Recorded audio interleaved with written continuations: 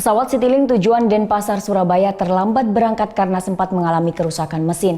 Sekitar 100 penumpang yang khawatir terhadap keselamatan mereka memaksa keluar pesawat meski kerusakan telah diperbaiki oleh teknisi.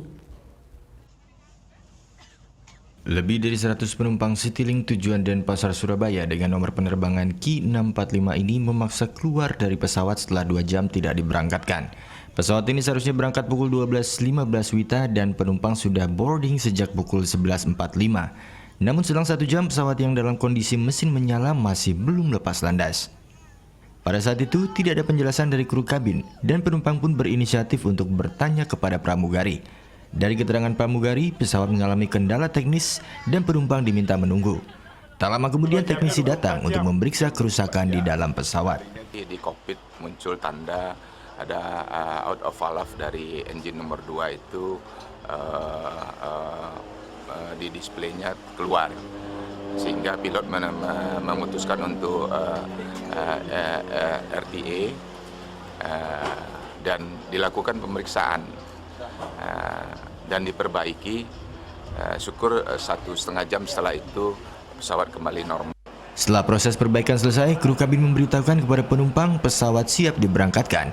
Namun sebagian besar penumpang justru memaksa keluar dan meminta pesawat pengganti.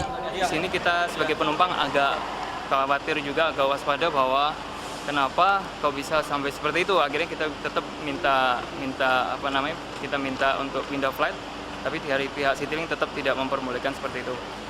Akhirnya setelah kurang lebih 2 jam, pihak Citylink tetap bersikukuh, tetap terbang. Tapi kita dari pihak penumpang, kita semua pada ambil suatu sikap bahwa kita semua keluar. Setelah kembali ke ruang tunggu, sejumlah penumpang marah-marah kepada petugas Citylink karena tidak merespon permintaan penerbangan pengganti. Setelah bernegosiasi, pihak Citylink kemudian menawarkan penjadwalan ulang atau reschedule pada penumpang. Sebagian penumpang memilih reschedule dan sebagian lainnya meminta pengembalian uang tiket atau refund. Sementara pesawat yang sempat mengalami kendala teknis tersebut tetap berangkat ke Surabaya sekitar pukul 15 WITA hanya dengan 30 penumpang. Pihak Citylink belum memberikan konfirmasi terkait insiden ini. Muhammad Zarudin melaporkan untuk NET.